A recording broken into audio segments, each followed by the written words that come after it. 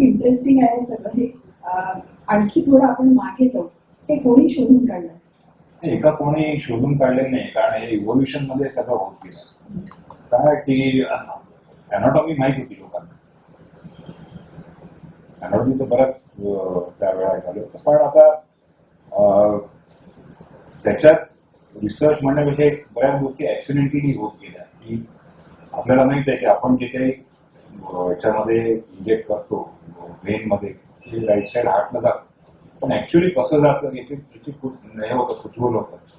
आणि समजा आपण राईट साईड हार्टमध्ये जाऊ शकतो, त्याच्यात समजा काही आपण कॉन्ट्रास्ट किंवा डाय इंजेक्ट केलं आणि त्याचा एक्सरे काढला ना, किती चांगलं काहीतरी वेगळं दिसेल ना. तर हे वर्नर फॉसमन यांना असंच कुतूहल सगळं झालं. आणि जर्मन ते 1929 मध्ये त्यांनी एका लॅबमध्ये, पण या सिनियरला विचारले की असं काही करू का, कारण you was not given permission. मग तिथल्याच नर्सिंग स्टाफशी येतो, ते लोकल एनेस्थेशिया स्वतःलाच दिला. ती रक्तवाहिनी फाडली, म्हणजे कापली, आणि जी लघवीच्या जागी घालणारी जी कॅथेटर, सिगरेटरी कॅथेटर, युरेथ्री कॅथेटर, ती स्वतःच्या टाकली. स्वतःच्या टाकली आणि मग एक्सरे काढला. त्याच्यात दिसेल हा त्यांचाच एक्सरे आहे, स्वतःचा एक्सरे काढला. आणि ही कॅथेटर इथून सरळ उजवीकडल्या चेंबरमध्ये गेली दिसते का. आणि हे त्यांनी मग सगळं डेमॉन्स्ट्रेट करणं त्यांना खूप बॅड हे केलं लोकांनी, एवढं रिस्की काय त्यावेळेला. पण त्याच्यामुळे मग कार्डियक कॅथेटरायझेशन राईट साईडला करता येऊ शकतं, आतमध्ये कॅथेटर टाकता येऊ शकते त्यावेळेला. तिथून सुरुवात झाली. नंतर हे स्वीडिश सेल्डिंगर यांनी इतकं त्यावेळेला अभिनव अगदी हे वाटावं की कोणत्याही ट्युब्युलर स्ट्रक्चरमध्ये you can get into any tubular structure without cutting open that structure. साधं नीडल ज्याला आतमध्ये बोअर आहे त्यांनी पंक्चर करायचं, आतमध्ये वायर टाकायची, मी काढून घ्यायची, त्याच्यात तुम्हाला जे काही करायचं ते करता येईल. तर हे 1953 आहे. तर हे शिकायला लोक त्यावेळेला यांच्याकडे जायचे, सेल्डिंगर टेक्निक म्हणतात. आणि आता हे सर्वांना जगभर, आणि आम्ही जे इथे कॅम्युला वगैरे लावतो आता, सगळं सेल्डिंगर टेक्निक. हा एकदम बसतात माणूस होता, चार्ल्स डॉटर. तिथे बरेच he was really aggressive man. आणि त्यांनीच हे असं लक्षात आलं काय, त्यांनी ही nomenclature of medical plumber to interventional radiologist. जिथे नळातून पाणी जात असेल जास्ती, त्याला बंद करणारा, आणि तिथे काय म्हणते मॉडिफाईड प्लंबर. पण आपल्याकडे प्लंबर यायला खूप वेळ लागतो, आम्ही प्लंबर लवकर पोहोचतो. तर हे 1964 मध्ये यांनी एका लेडीला अँजिओग्राफी करून त्यावेळेला अँजिओप्लास्टी केली, मी नंतर बोलतो त्यांच्याबद्दल. आणि यांनी एनबीएस ग्लॅन्झिकनी एका कॅथेटरमध्ये 2 लुमेन म्हणजे 2 ओपनिंग ठेवले, आणि त्याच्यातून मग फुगा फुगवणं हे टेक्निक चालू केलं. आणि 77 पासून मग अँजिओप्लास्टीला खरी सुरुवात झाली, 1977 पासून. आता चार्ल्स डॉटरनी जे केलं ते 16 जानेवारी 1964 ला, आणि he called as father of intervention. आणि हे जे सगळे टेक्निक्स आहेत तुम्हाला सगळ्यांना सांगायला मला अभिमान वाटतो की सगळे रेडिओलॉजिस्ट. आता ते कार्डिओलॉजी आणि सर्व दूर सगळेजण नेफ्रोलॉजिस्ट वापरतात, पल्मोनॉलॉजिस्ट सगळे टेक्निक वापरतात. त्यांनी पहिलं जे प्लास्टिक केली 1964 साली. 83 year old female presented with pain and infection due to peripheral vascular disease. सर्जननी सरळ सांगून दिलं की या बाईंचा पाय काढावा लागतो कारण त्या गँग्रीन झालेला आहे. त्या लेडीने रिफ्यूज केलं. यांनी काय करावं की रिफ्यूज केल्याबरोबर आपली जे काही गॅजेट्स त्यांच्याकडे जे होते त्यावेळेला असं म्हणतात, ते कन्फर्म नाही आहे, क्लच वायर्स वगैरे जे असतात ना म्हणजे ऑटोमोबाईलच्या, त्या टाकल्या आणि त्याच्यावर ट्यूब्स टाकणं चालू केलं आणि ती रक्तवाहिनी मोठी केली. आणि ती बाई थोडी चालायला लागली आणि 2 वर्षानंतर ती हार्ट चॅनी गेली. पण याच्यामुळे इतकी धास्ती घेतली सगळ्यांनी की हा काही करतो.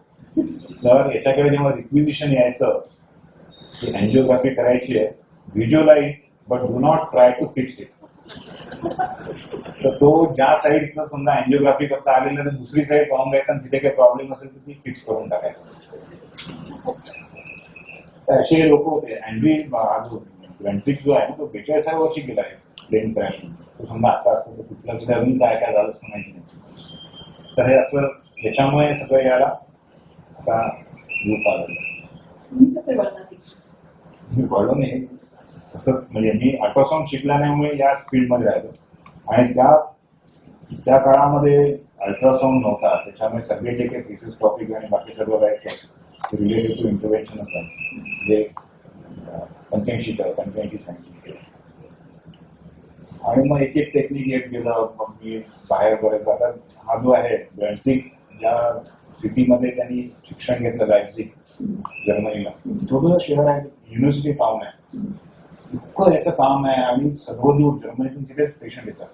तिथे बऱ्याचदा गेलो. तिथून सगळं शॉर्ट पिरियड करतच जायचं. नंतर श्रीचित्रा तिथून बऱ्यापैकी एक्सपिरियन्स मिळाला आणि तुझं पेशंट येत गेले स्पेशालिटी डेव्हलप होती. एवढ्या अतिशय महत्वाच्या आणि आताच्या काळामध्ये वेदनारहित आपण ज्याला म्हणतोय अशी उपयोगी अशी प्रोसिजर आहे. कॅन्सरमध्ये याचा काही उपयोग होऊ शकतो? हो, जसं आपण आता न्यूरोस्क्लेरोसिस पाहिलं की जिथे रक्तवाहिन्या वाढतात. आता कॅन्सरच्या ट्रीटमेंट ऑप्शन मध्ये एक असतं किमोथेरपी. आणि ती किमोथेरपी आपण सुद्धा सलाईन मधून म्हणजे इथल्या रक्तवाहिन्यातून दिली तर युजली सिस्टेमिक इफेक्ट्स होतात त्याचे. तर आता हे टेक्निक झालेलं आहे की तुम्ही अँजिओग्राफी करायची आणि जिथे हा ट्युमर आहे किंवा जिथे हा रक्तप्रवाह वाढलेला आहे तिथपर्यंत जाऊन त्याला मग तिथे ब्लॉक म्हणजे तिथे किमोथेरप्युटिक एजंट द्यायचं आणि ती रक्तवाहिनी बंद करायची. म्हणजे किमोथेरप्युटिक एजंट जास्त वेळ राहतं. तिथला मांसपेशी कॅन्सरच्या त्यातला मासही रोज कमी लागतो आणि सिस्टेमिक साईड इफेक्ट्स होत नाही. बाकीचे साईड इफेक्ट्स काही होत नाही. जसं इथे दिसत आहे ते हा रक्तवाहिन्या वाढलेले दिसतात. हा स्पॉट आहे. त्याच्या आतमध्ये आपण मायक्रो कॅथेटर घेऊन त्याच्या आतमध्ये किमोथेरप्युटिक एजंट आता सोडला आणि मग रक्तवाहिनी बंद करून टाकली. जे किमोथेरप्युटिक एजंट तिथे बरा काळ राहतात.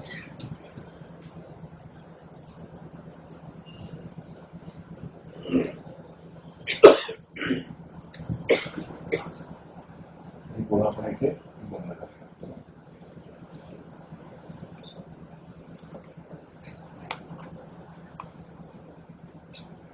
हे सगळं खूप खर्चिक असतं का?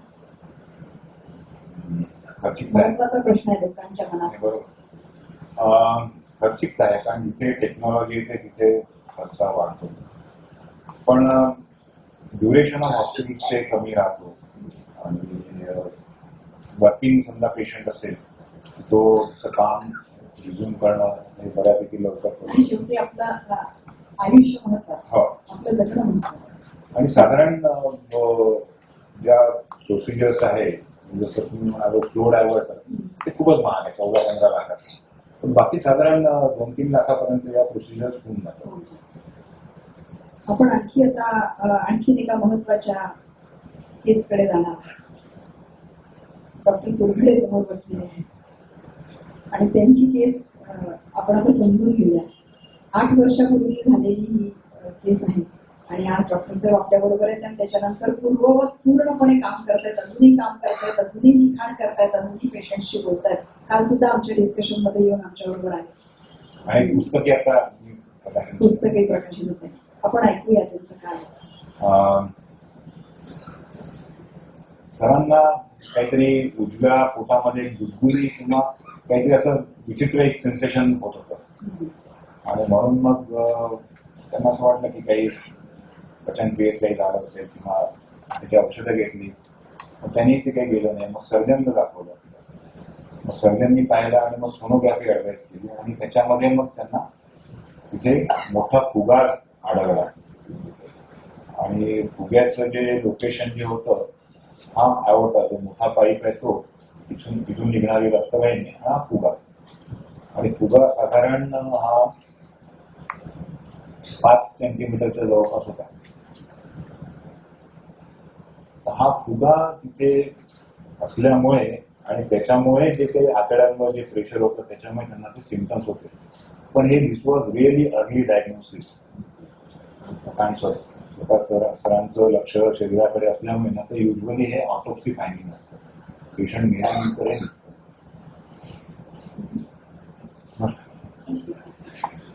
मग त्याचं मग इन्व्हेस्टिगेशन झालं, मग हे दिसलं आणि मग आम्ही त्यांना सजेस्ट केलं की आपण इथे हे करू शकतो.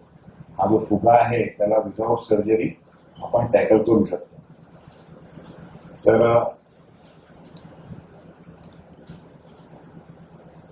याच्यामध्ये ही कॅथेटर आता तिथल्या रक्तवाहिनीत गेलेली आहे आणि तुम्हाला हा दिसेल पहा एवढासा हा मोठा फुगा आहे.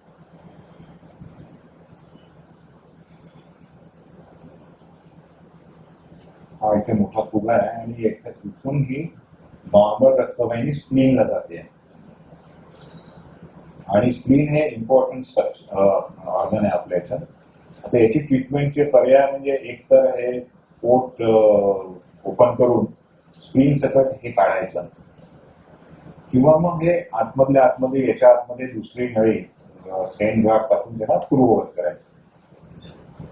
तर आम्ही हा दुसरा पर्याय निवडला आणि हे यांची जी प्रोसिजर आहे ही हायब्रिड कॅथलॅब मध्ये केली. ज्याच्यामध्ये सर्जरी आणि ही प्रोसिजर दोन्ही पॉसिबल आहे तिथे केली.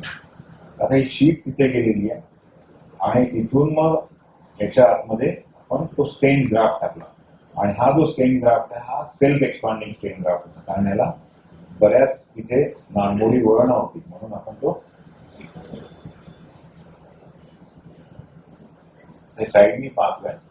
आणि हे करत असताना हे कॉम्प्लिकेशन झालं किंवा सगळ्यांची जणांगी होती आणि याला डिसेक्शन म्हणतात. म्हणजे अॅन्युरिझमच्या तिथला भाग जो आहे तुम्ही म्हणाल ना काही करताना काही रिस्क आणि ही रिस्क असते. तुम्ही जेव्हा गॅजेट्स आतमध्ये घेऊन जाता आतमधली जी भिंत आहे आतमधली जी वॉल आहे त्याला तुम्ही इजा करू शकता.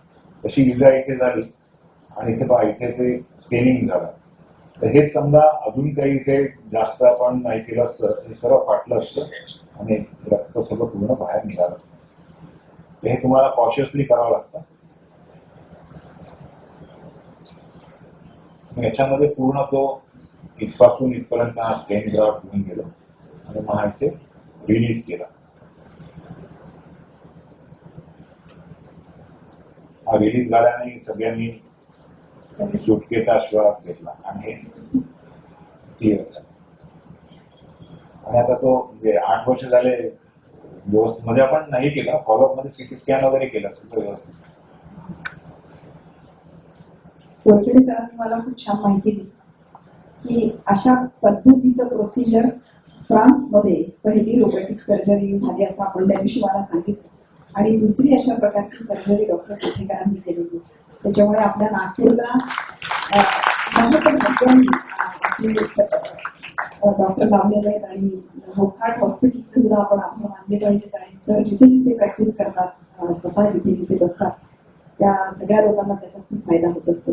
सर आपलं सुद्धा खूप अभिनंदन आणि इतकी छान माहिती तुम्ही आम्हाला प्रत्येक वेळी या कार्यक्रमाच्या निमित्ताने देत असता त्याबद्दल आपले आभार. यानंतर आणखी आपण जरा पुढे जाणार आहोत आणि आता किडनी विषयाकडे जाऊया. ही रक्तवाहिनी जसं वरतून तो आवडता खाली जातीतून पोटात येतो आतड्यातल्या रक्तवाहिन्या किडनीच्या रक्तवाहिन्यांना सप्लाय होतो. जसं आपण स्प्लिनिक अॅन्युरिझम पाहिला स्प्लिनला जाणार आहे. त्याच्यानंतर आता जे पाहतोय ते आहे किडनीला जाणाऱ्या ज्या रक्तवाहिन्या आहेत त्याच्यामध्ये अडथळा आलेला आहे. इथेही आलेला आहे इथे आलेला आहे आणि त्याच्यामुळे ब्लड प्रेशर वाढतं. त्याला रिनल हायपरटेन्शन म्हणतात. आणि याच्याकरता जी ट्रीटमेंट असते त्याची स्टेंटिंगची ट्रीटमेंट असते. आता हे जे दिसतंय हे आवरण जे आहे हे मोठ्या पाईप पासूनच आतमध्ये किडनीच्या याच्यात आहे दोन्हीकडे आणि याला प्रायमरी स्टेंटिंग केलं म्हणजे विदाउट बलून डायलिटेशन सरळ याच्यामध्ये स्टेंट घेऊन तो त्याला मोठा केलेला. दोन्ही याच्यामध्ये स्टेंटिंग करून या पूर्ववत रक्तवाहिन्या केल्या.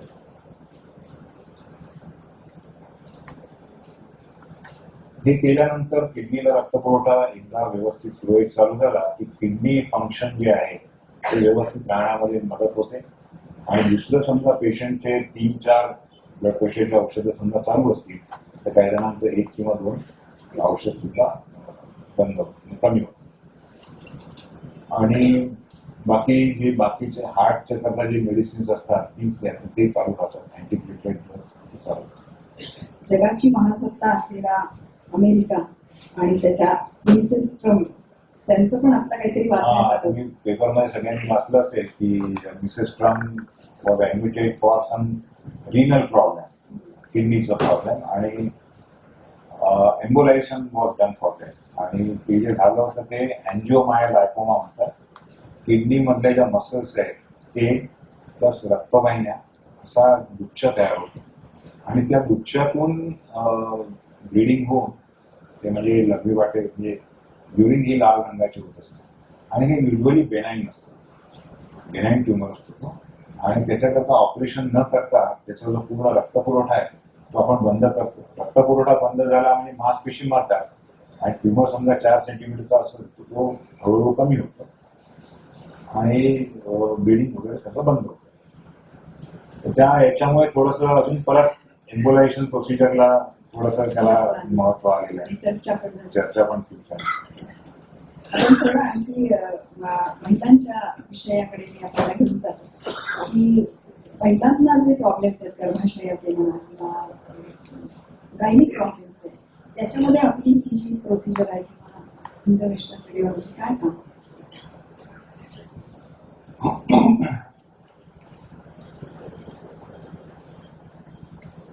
त्याच्यामधलं ब्लिडिंग जे होतं ब्लिडिंग ऑब्स्टेटिक कंडिशन मध्ये होतं, प्रेग्नन्सीमध्ये, पोस्ट सर्जरी होतं, पोस्ट सिझरियन सेक्शन, हिस्टेक्टॉमी आणि याच्यानंतरही होतं. काय असतं की जेव्हा गर्भधारणा झाली असते तेव्हा गर्भाशयाला रक्तपुरवठा खूप वाढलेला असतो, खूप रक्तवाहिन्या असतात आणि आपण सर्जरी करताना किंवा हँडलिंग करताना समजा एखादी रक्तवाहिनी स्ट्रेट झाली त्याला फुगा येते, त्याला अॅन्युरिझम आपण मगाशी केलं. आणि तो अॅन्युरिझम त्यावेळेला सर्जरी वगैरे झाला तर तो ठीक राहतो, पण काही दिवसानंतर त्याला सेकंडरी पीपीएच म्हणतात. काही दिवसानंतर तो फुटतो, म्हणजे त्याच्यामध्ये रक्त जमा झालं की तो मोठा होतो तो फुटतो. त्यावेळेला आपल्याला ही अँजिओग्राफी करून कुठे फुगा आलेला आहे ते पाहून त्याला आपल्याला बंद करता येईल. आता या इथल्या रक्तवाहिनीला त्या फुगा लेफ्ट साईडची युट्राईन आर्टरी आहे त्याला आपण मग तिथे झेलफोन टाकून त्याला बंद करतो आणि ही परमनंट ट्रीटमेंट असते. त्याच्यानंतर परत तिथे ब्लिडिंग होत नाही. आणि ही आमची केस एक 91 ला मॉन्ट्रियल वर्ल्ड काँग्रेसला नागपूरमधून घेऊन झाली. त्यावेळेला मला माहित नव्हतं की युट्रसच्या आर्टरीमध्ये कसं जाता येतं, पण आता पेशंट आलेला ब्लिडिंग होतोय, अँजिओग्राफी केली कशी तरी आणि त्याच्या आतमध्ये बाकीच्या ज्या काही अवेलेबल जे रिसोर्सेस कॅथेटर्स वगैरे होतात त्याच्यातून आम्ही जाण्याचा प्रयत्न केला. गर्भाशय वाचवता येणं हा सुद्धा एक महत्वाचा विषय आहे, तो याच्यात होऊ शकतो. हो. आता जसं हे जे आहे जसं मी म्हणालो की एव्हीएन आर्टिव्हिनस महापण तसं गर्भाशयातही असतात आणि त्याच्यामध्ये इथे जे आपण करतो एम्बोलायझेशन ते ब्रेन मधल्या करतो, त्याच्या आतमध्ये लिक्विड एम्बोलिक मटेरियल टाकून त्याला बंद करतो.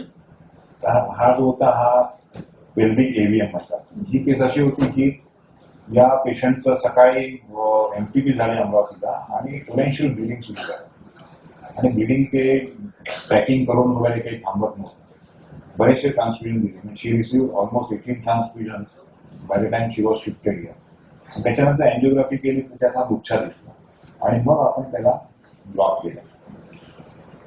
आता तसंच हे जे आहे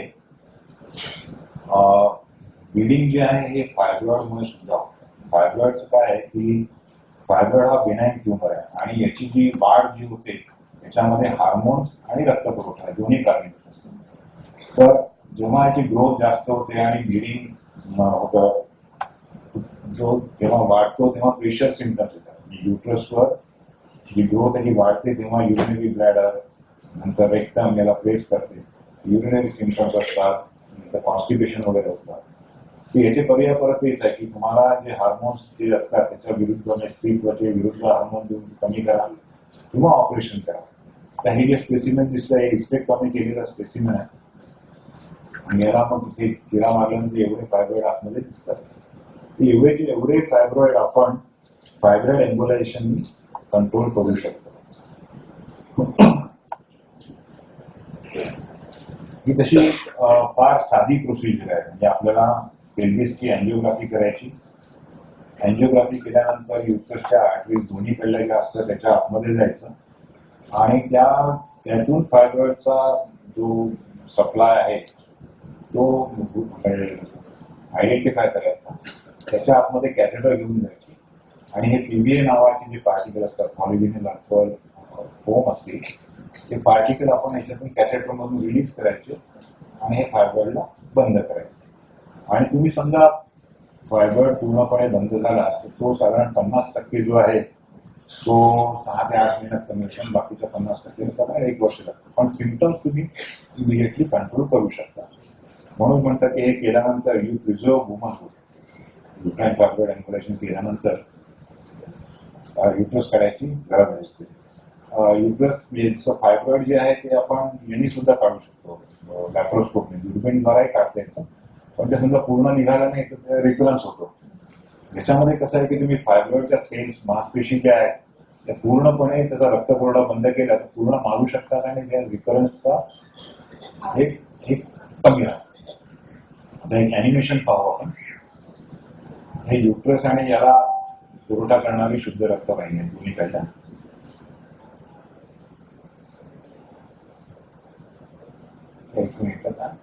इंटरनल आयडियाज मधून या आतमध्ये येतात आणि हा फायब्रॉइड आहे. दोन्हीकडून याला सप्लाय.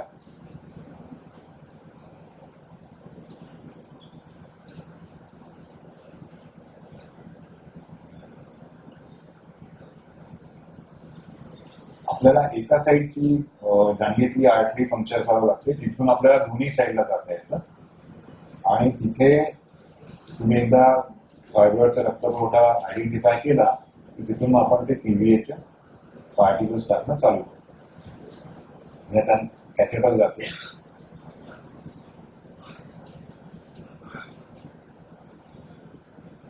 पीव्हीए पार्टिकल आतमध्ये चालू आणि हे पूर्णपणे फायब्रॉइडचा बेड आपण एम्बोलाइज केला. आणि हे पार्टिकल पहा युट्रसला न जाता आणि युट्रसचा जो नॉर्मल सप्लाय आहे त्याच्यामध्ये न जाता फायब्रॉइडच्या सप्लाय मधून ते फायब्रॉइडला जातात.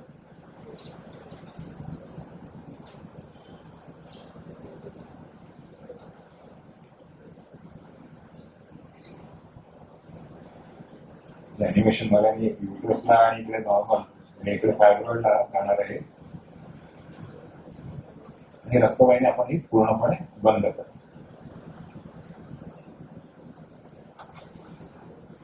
मध्ये कॉम्बिलिसा राईसचं फायब्रॉइड एम्बोलायझेशन झालं होतं. Rice return home Saturday after 1 night hospital stay and she resume her work on Monday. आणि she was very big lady national security adviser त्यावेळेला तिचं झालं होतं. आणि हे इंडियन आणि आफ्रिकन लोकांमध्ये जास्त फायब्रॉइड होतं.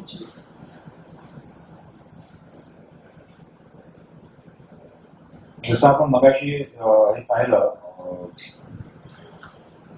किडनीजला आणि ही एक इंटरेस्टिंग केस होती. याच्यामध्ये एका साईडची किडनी अबसेंट होती आणि दुसऱ्या साईडची एक्टॉपिक साईडला म्हणजे दुसऱ्या नॉर्मल साईडपेक्षा दुसरीकडे होती.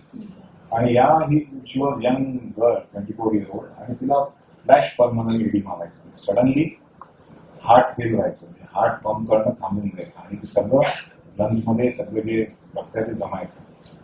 तर कार्डिओलॉजी आयसीयू मध्ये ऍडमिट होती आणि तिथे तुझं इन्व्हेस्टिगेशन केलं तर त्याच्यात आढळलं तर तिला एक डावीकडली किडनी नाही आहे.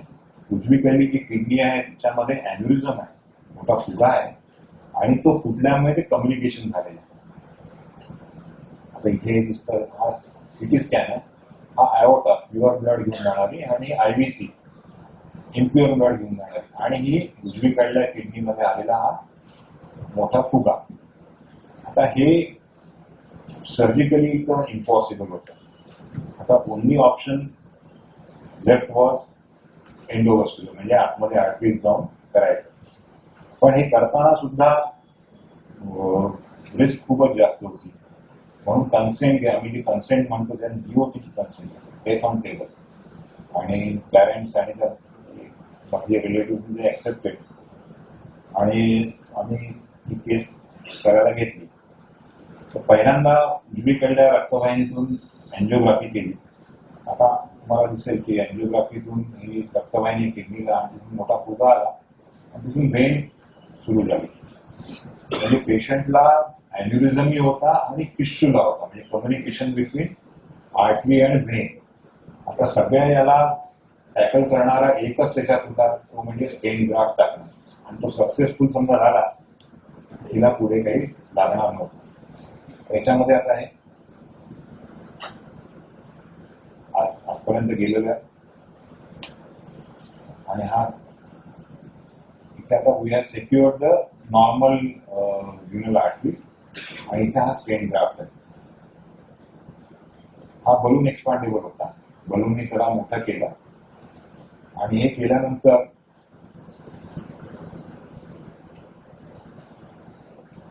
फुगा गायब झाला.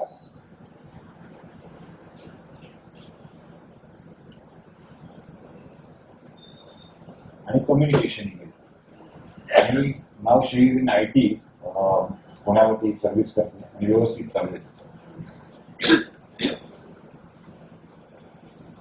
पोटातले आतड्यातले जे रक्तवाहिन्या आहेत त्याच्या समजा अडथळा आला, आतड्याला 3 रक्तवाहिन्या असतात, 3 पैकी 2 याच्यामध्ये समजा अडथळा आला तर पेशंटला पोट जे दुखतं ते काही खाल्लं नसतं. म्हणजे जेव्हा आपण खातो त्यावेळेला रक्तपुरवठा जास्त लागतो, आणि रक्तवाहिन्या ब्लॉक असल्यामुळे ते मिळत नाही, त्याच्यामुळे पोटात त्याला आपण म्हणजे आमच्या भाषेत पोस्ट प्रँडियल ॲब्डॉमिनल पेन, म्हणजे खाल्ल्यानंतर ॲब्डॉमिनल पेन.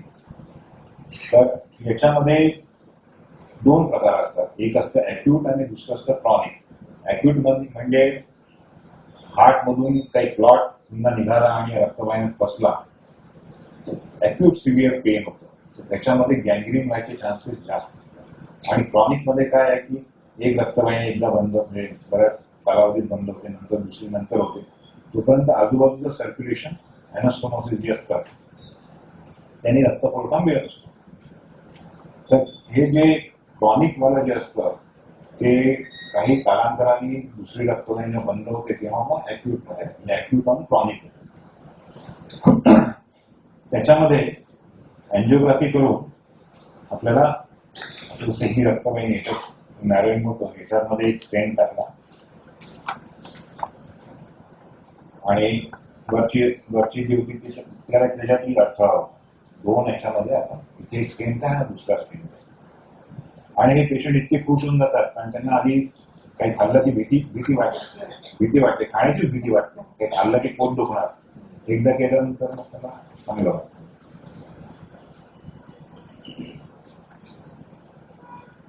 आतड्यांमध्ये ब्लिडिंग, जसं आपण पाहिलं की रक्तवाहिनी आतून चंपावलीत हे त्रास होतो, आणि ब्लिडिंग होण्याचे सुद्धा कारण वेगवेगळे असतात. बरेचदा जे आतमधल्या आतड्यामध्ये अल्सर होतात, अल्सर त्या मांसपेशींना झालेलं असतं, पण त्याचबरोबर समजा रक्तवाहिनीमध्ये पर्यंत समजा गेलं तर रक्तवाहिनी काय म्हणते त्याला इरोड होते, इरेग्युलर किंवा हे होतं, आणि मग तिथून ते रक्त जाणं चालू होतं, मग तिथे सुद्धा फुगा येतो, आणि मग त्यावेळेला आतमध्ये जाऊन आपल्याला अँजिओग्राफी करून त्याला बंद करता येईल, एम्बोलायझेशन करता येईल. आता याच्यामध्ये आपल्याला दिसेल इथून रक्त बाहेर निघतात, कॉन्ट्रास्ट बाहेर निघतात, त्याच्यामध्ये आपण कॉईल्स टाकून त्याला बंद करतो. इथे सुद्धा मोठ्या आतड्यातले आहे, इथे सुद्धा एक ब्लिडिंग होत आहे, त्याच्यामध्ये आपण कॉईल टाकून बंद केलं. आणखी आपण पुढे जाऊ, मगाशी तो व्हिडिओ तुम्ही दाखवला. त्याच्यानंतर एक महत्वाचा अशुद्ध रक्तवाहिनीमध्ये ज्या गुठळ्या त्याच्याकडे ते पण बऱ्याच चर्चा. हो, आजकाल काय झालं की आजकाल हे पेशंट बरेच यंग यायला लागले, तर सिडेंटरी लाईफस्टाईल, काहीही व्यायाम नाही. आणि व्यायाम कोणता असतो? जिमचा. तिथं मशीनवर जो काही केला जातो आणि ते मसल्स हे करायला. आणि दुसरं म्हणजे सध्या बिंज ड्रिंकिंग, अल्कोहोलचं एका ड्युरेशन मध्ये खूप जास्त प्रमाणात घेणं आणि त्याच्यामुळे डिहायड्रेशन होतं. अल्कोहोलमुळे डिहायड्रेशन होतं आणि हे लोक मुलं पाणी पिणं विसरतात. त्याचबरोबर काही लो इन्फेक्शन, थोडासा फिवर असणं, लूज मोशन होणं, त्याच्यामुळे रक्त घट्ट होतं. आणि त्याच्यामध्ये पायातले जे अशुद्ध रक्तवाहिनी आहे, डीप जी असते, आतमधली जी असते, त्याच्यामध्ये गुठळ्या होतात. गुठळ्या झाल्या की तिथे दुखायला लागतात. मग हे अजून अनालिसिस घेतात. दुखलं की अनालिसिस आणि ते ओव्हर द काउंटर मिळतं, ते घेतलं जातात. त्याने अजून डिहायड्रेशन, कोणी अनालिसिस कॉम्बिप्लेन किंवा तुम्ही कोणते घेतलं तुम्हाला भाव येतो, रक्त अजून जरा घट्ट होतं. जास्त घट्ट झालं की वरतून येणारं जे रक्त आहे, सामान पहिल्यांदा पाहिलं की अशुद्ध रक्त म्हणजे दोन प्रकारचे, वरतून आतमध्ये जातात. वरतून रक्त आतमध्ये जात नाही, कारण आतमध्ये गुठळ्या असतात, तिथे सूज येणं सुरू होतं. सुजतो तो एकदम लाकडासारखा मोठा पाय बनतो, त्यावेळेला ते पेशंट लागतात. तर हे जे पायामध्ये जे होतं त्याला सुद्धा ट्रीटमेंटला दोन पर्याय आहेत. ताबडतोब एक रक्तपातळ करणारा औषध आपण चालू केलेलं असतं, पण त्यांनी समजा कमी नाही झालं तर मग आपल्याला आतमध्ये जावं लागतं. आतमध्ये जाऊन त्या रक्ताच्या गुठळ्या काढाव्या लागतात, रक्ताच्या गुठळ्या विरघळणारा औषध द्यावं लागतं. आणि हे करताना रक्ताच्या गुठळ्या वरती जाऊ नये म्हणून सावधगिरी बाळगण्याकरता आपल्याला फिल्टर सुद्धा टाकावं लागतं. जे फिल्टर आपण जे टाकतो तर ते खालून निघणाऱ्या गुठळ्या वरती जाऊ नये म्हणून. आणि हे रिट्रीवेबल फिल्टर असतं. आजकाल ही टेक्नॉलॉजी आली की फिल्टरला वरती हुक असतात, म्हणजे समजा इथल्या गुठळ्या गेल्या मग आपल्याला मानेतल्या रक्तवाहिनीतून तो फिल्टर आपल्याला बाहेर काढतो. तो 1 वर्षानंतर सुद्धा काढते. आता आपण ही केस पाहू. याच्यामध्ये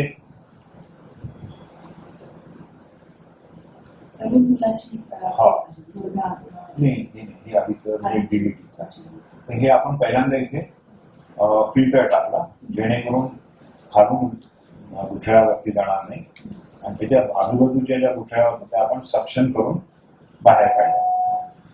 आणि आता तुम्ही पहा, पायातलं जो आहे त्याच्यामधल्या गुठळ्या आपल्याला, या गुठळ्या पांढरं जे दिसतं त्या गुठळ्या आहेत त्या आपण ओढून बाहेर काढतोय, सक्शन करून त्याला बाहेर काढतोय. या एकदा गुठळ्या काढल्या की पेशंटला इतकं चांगलं वाटतं, सगळं जो टेन्स जो स्वेलिंग असतं ते इमिडिएटली कमी होतं. आणि मग याच्यामध्ये आम्ही रक्ताची गुठळी विरघळणारी जी औषधं आहेत ती त्या कॅथेटरून घातलेल्या पल्स स्प्रे कॅथेटर, ती कॅथेटर आपण ठेवतो आणि साधारण 24 तास 48 तास ठेवून मग ते बाहेर काढतो. आता आपण गुठळी पाहिला, पण गुठळी जी होते ती जसं मगाशी म्हणाल वॉल्व असतात, ते वॉल्वचं सुद्धा डिस्फंक्शन असेल, काही कमजोर असेल किंवा काही बेकाम झालेली असेल, तिथे ती गुठळी कशी बनते आणि कशी ती वरती जाते हे अॅनिमेशन मध्ये आपल्याला कळेल.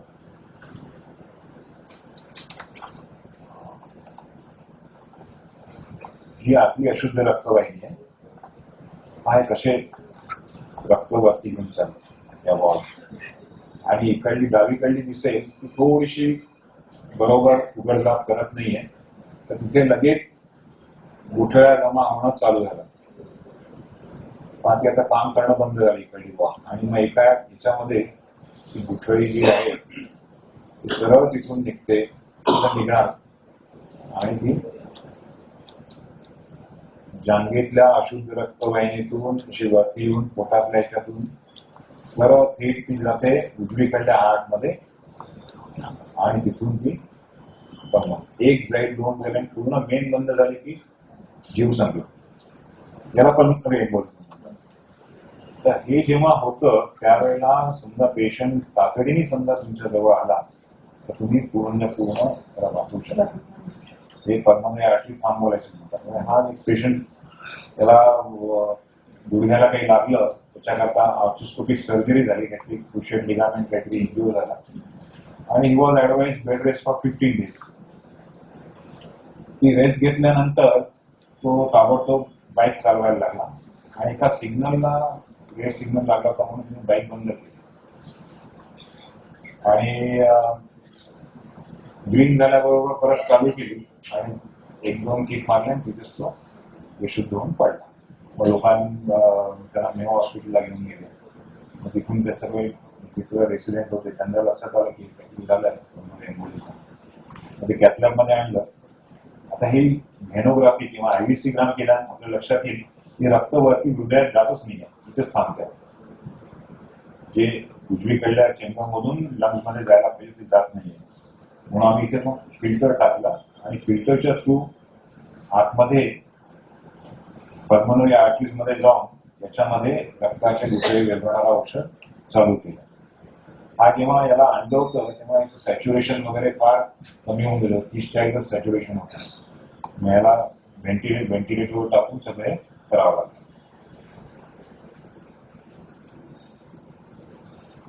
आता जसजसं रक्ताच्या गुठळ्या विरघळतात तसं जसं सॅच्युरेशन इम्प्रूव्ह होत गेलं आणि मग पूर्ववत झालं. पूर्ण रक्ताच्या गुठळ्या विरघळल्या. आता काही नॉर्मल झालेलं. हे सुद्धा आयडेंटिफाय होणं फार महत्वाचं असतं आणि पाय दुखतो आहे म्हणून नुसतं पेन किलर घेणं, ते का दुखतो आहे हे पाहणं अत्यंत महत्वाचं. आपण आता मेंदूपासून पायापर्यंत आलो, खाण्यापर्यंत आता समापनाकडेच आपण जातोय. खरं म्हणजे खूप लोकांना हेवी झालं असणार हे सगळं ऐकून. पण मला सांगायला खूप आनंद होतो की इतकं सहज सोपं असं जर आपल्या मध्य नागपूरमध्ये इथे मिळत असेल आपल्याला, वेदनारहित शस्त्रक्रियेच्या शिवाय वेदनारहित अशा सगळ्या प्रोसिजर्स आपल्याकडे मिळत असतील तर ती आपण जाणून घ्यायला पाहिजे, अवेअरनेस वाढला पाहिजे, एकमेकांना सांगितलं गेलं पाहिजे. आणि जसं डॉक्टर मगाशी म्हणाले तसं पेशंट आणि डॉक्टर यांच्यामध्ये सुद्धा संवाद झाला पाहिजे. आणि हा संवाद आज WOCKHARDT इथे घडवून आणला ते खूप महत्वाचं आहे. कारण खूप वेळा आपल्याला आतून भीती असते, डॉक्टरांना हा प्रश्न कसा विचारू, त्यांना आवडेल का, भीती वाटत असते. अशी भीती न करता डॉक्टर आणि पेशंट मधला संवाद सुद्धा खूप आवश्यक आहे. त्याच्याबद्दल तुम्ही काय सांगा? मला तर संवाद इतका करायला आवडतो. कारण मी रेसिडेंट असतानाचा एक किस्सा मी सांगतो. यंग गावातला मुलगा होता आणि त्याला ब्लड प्रेशर होतं आणि त्याला युजली काहीतरी कारण असेल आणि कारण ते किडनीला रक्तपुरवठा करणाऱ्या रक्तवाहिन्यात कुठेतरी आपण पावलेलं असेल म्हणून असावं. म्हणून त्याचं आमच्या डीन सरांनी सांगितलं की किडनीचं रिनल अँजिओग्राफी करायचं. तर त्यावेळेला असं काही संवाद किंवा असं काही हेच नव्हतं ना. कारण रेसिडेंट म्हटलं चलो अंदर म्हणजे पेशंट घ्यायचे, पेशंट विचारायचे नाही कशा करता काय करतात.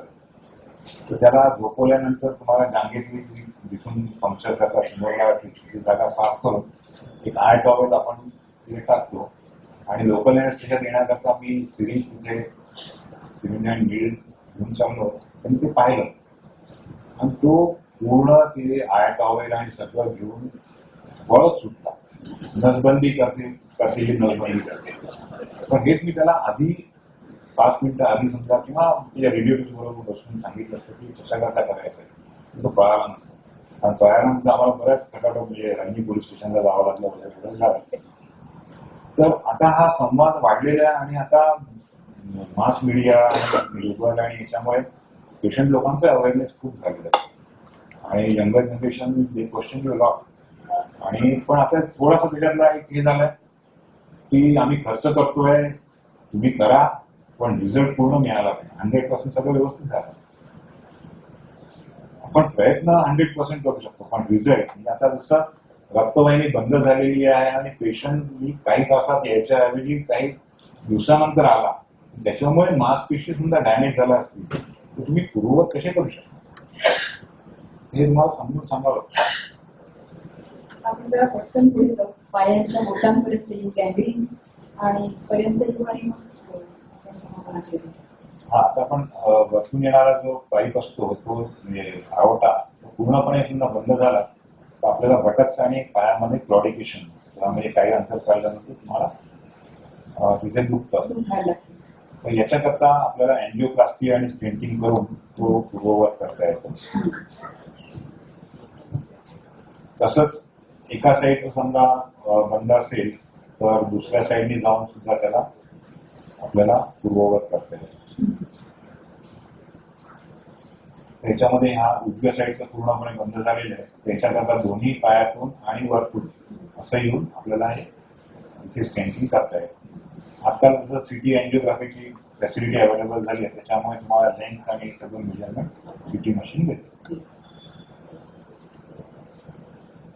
गँग्रीन, आता हे जे गँग्रीन झालेलं आहे चौथा बोर्ड, याचं कारण तिथे रक्तपुरवठा पूर्णपणे बंद झाला. आणि हे रक्तपुरवठा बंद होण्याचं कारण जे आहे हे जांघेतून गुडघ्यापर्यंत जाणारी जी रक्तवाहिनी आहे त्याच्यामध्ये आलेला ब्लॉक, तिथून रक्ताच्या काही ब्लॉक्स खाली जाऊन ते डिजिटल आर्टरीज मध्ये जातात.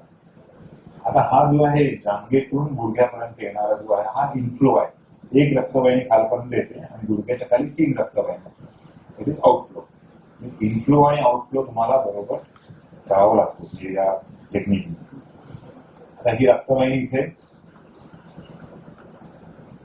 बंद झालेली आहे, इथे नॅरोईंग आहे आणि इथे गुठळ्या पण आहे. तर गुठळ्या विरघळण्याकरता आपल्याला या जी कॅथेटर जी आहे पल्स पे कॅथेटर, ती याच्यात टाकून गुठळ्या विरघळणारी प्रक्रिया करायची आणि नंतर मग त्याचं स्टेंटिंग करायचं. ते स्टेंटिंग केल्यानंतर ही जर गँग्रीन जे आहे ते गँग्रीन ते पूर्ववत नॉर्मल नाही होणार, पण जे वेट गँग्रीन असतो, ओलं असतं आणि त्याला पाऊस स्मेल वगैरे किंवा पस निघत असतो, एकदा शुद्ध रक्त मिळायला लागलं की तो जातो आणि ते ड्राय गँग्रीन होतं, आपोआप ते चढतं, आपोआप निघून जातं. सर्जरी करायची काही गरज नाही. आता हे जे आहे हे इंटरेस्टिंग आहे. इथे रक्तवाहिनी फारच कमी जागेत खूप हाय ग्रेड स्टिनोसिस होतं, हाय ग्रेड नॅरोईंग होतं. त्याच्यातून रक्ताच्या गुठळ्या निघून या इथल्या आर्टरीजला हे करतो आणि म्हणून इथे प्री गँग्रीनस चेंजेस झालेले होते. इथे नुसतं एक स्टेंट टाकला आणि सगळं पूर्ववत झालं, इव्हन बोट सुद्धा पूर्ववत झालं. दिसते ते खूप टाईट नॅरोईंग आहे, एकदम टाईट नॅरोईंग आहे. तिथे हार्ट कोरोनरी आर्टरीला जे अँजिओप्लास्टी करतो तो तिथे स्टेंट टाकला आणि तो फुगवल्यानंतर पूर्ण नॉर्मल झालं. डायबिटीजचं प्रमाण वाढलेलं आहे आणि डायबिटीज जितका लॉंग ड्युरेशनचा असतो त्याच्यामध्ये न्यूरोपॅथी आणि वस्क्युलोपॅथी नर्व सुद्धा डॅमेज होत असतात आणि ब्लड वेसलला सुद्धा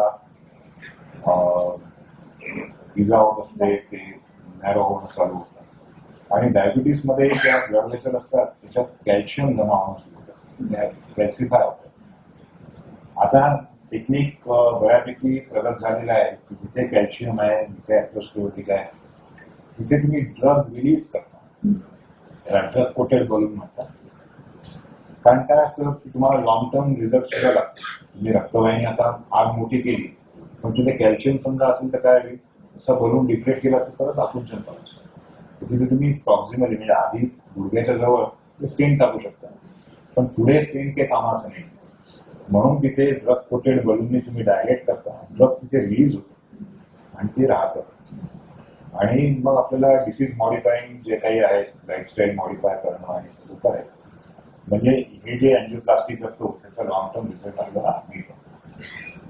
तर याच्यामध्ये तिन्ही रक्तवाहिन्यामध्ये कॅल्शियम पूर्ण ते काळा जे काम सारखं ते दिसतं कॅल्सिफिकेशन आहे आणि त्याच्यामध्ये आपण अँजिओप्लास्टी केली आणि हे पायामधलं रक्तपुरवठा व्यवस्थित. अलीकडे व्हेरिकोज व्हेन्सचं पण खूप प्रमाण आहे वाढलेलं, त्याचं पण ओबेसिटी आणि व्हॉल्व्युलर डिस्फंक्शन हे फिमेल्समध्ये जास्त असतं. कारण प्रेग्नन्सीमध्ये पायावर सूज येणं आणि पोटात बाळ असल्यामुळे त्याच्या रक्तवाहिनी तिचा प्रेशर असल्यामुळे व्हॉल्व्युलर डिस्फंक्शन होतं, वॉल बरोबर काम करत नाही. आणि याचं मुख्य कारण असं असतं की रक्त जे आहे आतून वरच्या रक्तवाहिनी किंवा वरती जी सुपरफिशियल रक्तवाहिनी त्याच्यातला वॉल जरा सुद्धा गेल्या की उभं राहिलं की खाली जातात, त्याच्यामुळे तिथे बंच ऑफ वेसल्स चालू बनतात. याच्यामध्ये वेट कंट्रोल ठेवणं, एक्सरसाइज रेग्युलरली करणं आणि वॉकिंग सारखा दुसरा एक्सरसाइज आयसोमेट्रिक एक्सरसाइज असतो आणि ती तो मिलिटरी सारखं तुम्ही समजा चाललात तर शुद्ध रक्त शुद्धीकरणात आता व्यवस्थित जातं आणि मसल्स जेव्हा कॉन्ट्रॅक्ट होतात तेव्हा व्हेन्स कॉम्प्रेस झाल्यामुळे तिथे स्ट्रेसेस होत नाही, जमा होत नाही आणि मग या पेशंटला स्टॉकिंग वापरावं लागतं. आंघोळ लावायचं रात्री झोपेपर्यंत घालायची आणि रात्री झोपताना पायाखाली उशा घ्यायच्या. हे केल्यानंतर हे लाईफस्टाईल मॉडिफाय केल्यानंतर समजा काही जणांना समजा स्क्रीन त्रास राहत असेल तर त्या पर्टिक्युलर ज्या रक्तवाहिन्या त्याचं ऑपरेशन करून काढता येतं, लेझर पासून काढता येतं. पण लेझर आणि हे काही परमनंट इलाज नाही. पण यांनी तुम्ही वॉल्स काही ठीक करणार नसतं. एक अगदी तरुण मुलगा होता डॉक्टर साहेबांकडे आलेला आणि तुम्ही त्याला खाली कपडा टाकायचा आणि पायाने तो उचलायचा असा एक व्यायाम सांगितला. तो पण पुन्हा एक म्हणजे साधे छोटे व्यायाम करायचा तर आपण नुसते आता ही रक्तवाहिनी दिसते नुसता हात घालून काहीच नाही होणार. हात जो हात तो जॉईंट म्हणून जॉईंटला टेंडन्स वगैरे त्यांनी असतं. मसल तुम्ही समजा केलं तरच हे रक्त म्हणजे टूथपेस्ट समजा तुम्ही दाबली नाही नुसती टाकली तर पेस्ट थोडी बाहेर येणार. पेस्टला तुम्हाला दाबावं लागेल. तसं हे तुम्हाला मसल्स टाईट करणं आवश्यक आहे. त्याच्यानंतर आपण याच्यामध्ये जे अल्सर वगैरे जे होतात ते सुद्धा लाईफस्टाईल मॉडिफिकेशन ठीक. दुसऱ्या ट्यूब्स आपण रक्तवाहिन्या ट्यूब्स पाहिल्या दुसऱ्या ट्यूब्स आपल्या नॉन व्हॅस्क्युलर याच्यामध्ये किडनी आणि युरिनरी ब्लॅडर याच्यामध्ये जी ट्यूब असते त्याच्यातही अडथळा आम्हाला तिच्या आतमध्ये जाऊन स्टेन टाकता येतो. तसंच पित्ताशयाच्या ज्या नलिका असतात त्याच्यातही अडथळा त्याच्यात स्टेंटिंग करता येतं. आणि डेव्हलपमेंट ट्यूब्स गर्भनलिका त्याच्यामध्ये समजा अडथळा असेल आणि तो अडथळा मेन्स्ट्रुअल डिसीज म्युकस्कुलर किंवा फ्रेंडली ॲरिजननी असेल तर तो आपल्याला दूर करून डेव्हलपमेंट ट्यूब पूर्ववत करता येते जेणेकरून गर्भधारणा होऊ शकेल.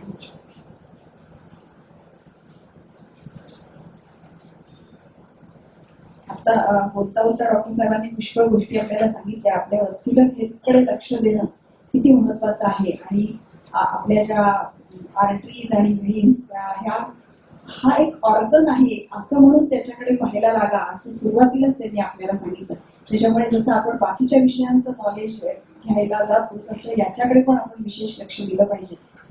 इंटरव्हेन्शनल रेडिओलॉजीचे फायदे आम्हाला थोडक्यात सांगा. आम्ही बाप दाखवणे श्राद्ध करतो हे दिसतंय तुम्हाला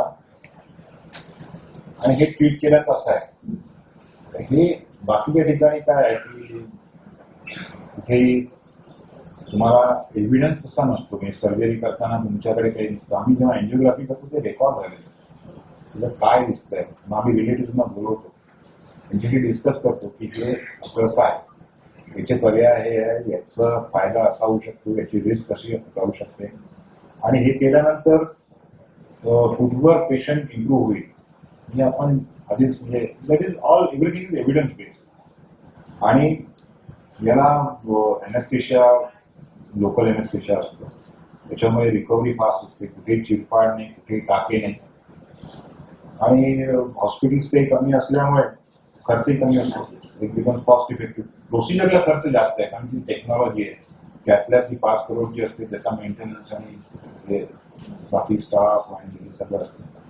पण overall if you look at comparative ते कमीच राहतं. खूप महत्वाची माहिती डॉक्टर साहेबांकडून आपल्याला मिळाली. इंटरव्हेन्शनल रेडिओलॉजी हा विषय तसा आता नवीन नाही. 5 वर्षापूर्वी आम्ही बोलत आपण जेव्हा हा कार्यक्रम असा केला तेव्हा तो बऱ्यापैकी नवीन होता. 5 वर्षामध्ये अनेक प्रोसिजर्स डॉक्टरांनी केल्या आणि आपल्या आजूबाजूला सुद्धा अनेकांच्या झाल्या असतील ज्याच्यात आपण गेलो. खरं म्हणजे ही अतिशय सुंदर कला आहे. नाजूक अशा हातांनी पेशंटच्या त्या रक्तवाहिन्यांच्या आतमध्ये शिरणं ही एक अतिशय सुंदर कला आहे आणि ती कला डॉक्टर साहेबांना साधली आहे. त्याच्यामुळे मगाशी जे मी म्हटलं देखणे ते हात ज्यांना निर्मितीचे डोहाळे ते इतकं महत्वाचं आहे. आणि असे गेली 33 वर्ष काम करणारे डॉक्टर जेव्हा अशा आपल्या कामाला पुढे नेत असतात तेव्हा पुन्हा एकदा बाबू बोरकरांच्या जोडी मला आठवतात की देखणी ती पाऊले जी ध्यासपंथी चालत देखणी ती पाऊले जिज्ञासपंथी चालती वाळवंटातून सुद्धा स्वस्ती पद्मे रेखिती. खरोखरच अशी जी माणसं आहेत जे आपलं पूर्ण आयुष्य एखाद्या विषयासाठी डेडिकेट करतात किंवा आयुष्य देतात आणि पेशंटचा त्याला आराम मिळावा याच्यासाठी काम करत असतात, त्यांच्यावर सुद्धा प्रचंड तणाव असेल, प्रचंड रिस्क असेल. रिस्क घेण्यासाठी तुमच्यावर सुद्धा प्रचंड तणाव असेल. तुम्ही त्याच्यासाठी काय करता? माझ्या रक्ताने ठीक होतो. आणि काय असतं की आजकाल पहिल्यांदाच कळून येतं, कारण एन्जिओग्राफी करायची आहे म्हटल्यानंतर आतमधले काय ब्लड वेसलचं काय राहील, गोची हा शब्द म्हणून काय गोची आहे काहीतरी ते आधीच कळतं याच्यामध्ये तुम्हाला काय त्रास होऊ शकतो आणि तेवढं तुम्ही प्रिकॉशन घेतात.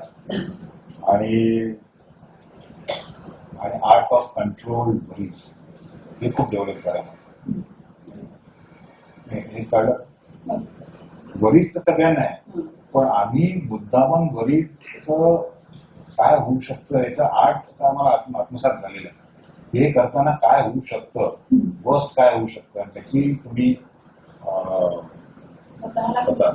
याच्यातही आपल्याला लक्ष करणं आहे. वर्स्ट काय होऊ शकतं, लॅपटॉप बंद करू शकतो, बॅटरी नाही, तर असं सगळं एक आर्टच तयार होतं. खूप छान माहिती दिली डॉक्टर साहेब आम्हाला. आणि या विषयाकडे बघण्याचा इथे आलेल्या प्रत्येकाचा दृष्टिकोन नक्की बदलला असेल हे आजच्या डिस्कशनवरून लक्षात येईल. आणि आपण आलेले सगळे आपण सुद्धा आता अनेकांना सांगाल. आज आपण इथे आलात त्याबद्दल WOCKHARDT तर्फे मी आपले मनापासून आभार मानते. आणि आपण टाळ्यांच्या गजरात डॉक्टर साहेबांचे आभार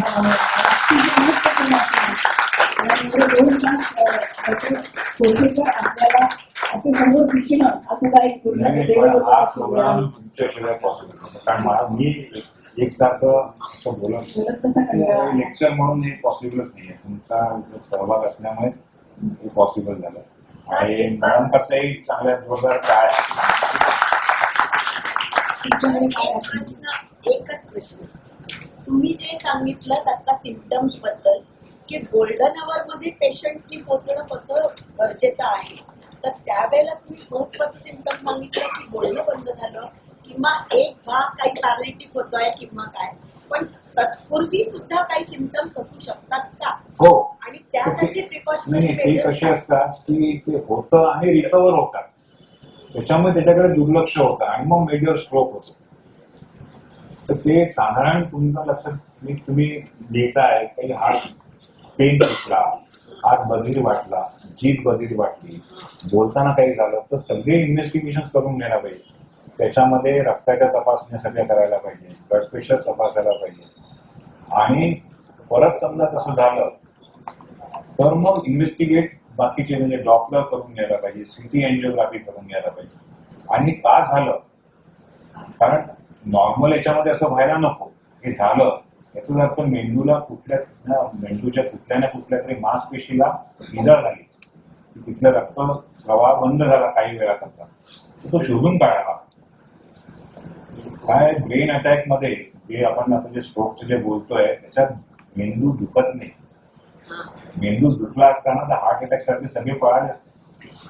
इथे दुखलं की सगळे पळतात लगेच, म्हणजे सगळे इन्व्हेस्टिगेट करतात. पळतात म्हणजे म्हणायचं की सगळे इन्व्हेस्टिगेट होतं. छातीत दुखलं, छाती भरून आली तर सगळे इन्व्हेस्टिगेट. पण ब्रेनचं तसं होत नाही. आपण काय त्याला एक्सक्यूज सांगतो की रात्री झोपताना हात मागे गेला असेल किंवा जास्त काम झालं, थकवा आला त्याच्यामुळे हात गेला, असं नसतं ते. त्याच्यामुळे त्याच्याकडे लक्षपूर्वक आपल्याला पाहणं आवश्यक. मनापासून धन्यवाद. आजचा कार्यक्रम ब्लड वेसल्स और पार्किंस का क्या संबंध? हाँ, ब्लड वेसल्स और पार्किंस का क्या संबंध? पार्किंसोनिज्म नहीं, उसका कोई संबंध नहीं. मसाज करने से इसका फायदा होगा?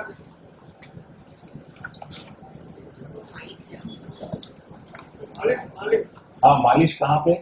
बॉडी में मालिश करने से फायदा होगा? यानी खून की नलियों में नहीं. मालिश दूसरे ने किया तो कोई फायदे का नहीं. अपनी मांसपेशी काम करने को ना, अगर काम करती है तो दूसरे की मालिश करो. हाँ, दूसरे की मालिश किए तो अपने मसल्स अच्छे होंगे. एनजीओ मायो लायकोमावर प्रश्न विचारायचा.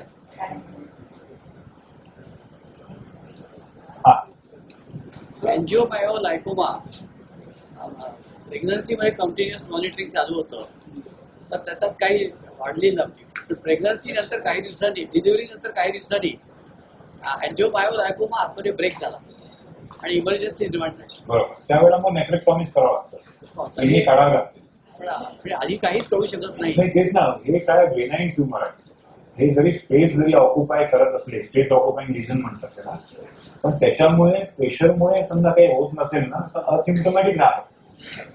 आता मिसेस ट्रम्पला ब्लिडिंग झालं त्याच्यामुळे लक्षात आलं की ते युरिन मध्ये ब्लिडिंग झालं म्हणून. त्याला काही प्रिकॉशन असं काही नहीं नहीं, और इस कंधे जो है ऐसा लगता है सुपड़ गए. ये आपको पहले किसी जनरल फिजिशियन को दिखा देना पड़ेगा. किसी जनरल फिजिशियन को दिखा दीजिए. Diabetic patient. हाँ, फिर वो ब्लड शुगर वगैरह ठीक रखनी पड़ेगी. एक बार आपके पास आके पूरा कि खून की नलियाँ वो बता देंगे आपको फिजिशियन की खून की नलियाँ अगर ठीक है तो कोई जरूरत नहीं आपको. तो आप डिसाइड करिए. अच्छा ठीक है. तुमचे मनापासून धन्यवाद त्या सगळ्यांचे. यहाँ एक प्रश्न होता है रोल ऑफ प्लेटलेट. कशाचा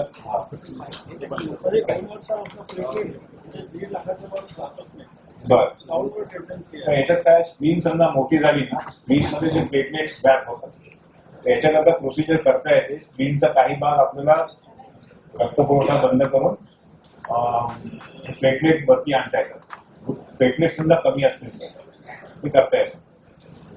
त्याला पार्शल स्प्लिनिक आर्टरी एम्बोलायझेशन. हा, थ्रोम्बोसाइटोपेनिया करता ती ट्रीटमेंट तुमची प्रोसिजर करता येईल. आर्थरायटिस मध्ये रक्तवाहिन्या कुठेच इन्व्हॉल्व असतात. तर मग ते जे सूज येते ते कशामुळे? ते आतमध्ये जे जॉईंट असतो त्याच्यामध्ये जे फ्लुइड असतो ना, सायनोवियल फ्लुइड, ते वाढल्यामुळे. पण मग त्याच्यामध्ये इंटरव्हेन्शनल रेडिओलॉजी नाही, हे सगळ्यांनी medicine is more of an art than science. There are so many variables. It is very hard to predict how a procedure will work or how a disease will progress. Everybody is different. Vessels are different. And people vary in their reaction to dye and insertion of catheters. That is where experience comes in. जे flower waste जे आहे हे डॉटरनी catheter हा balloon आहे, त्या कॅथेटरचा त्याला हे पानं लावलेली. मनापासून धन्यवाद.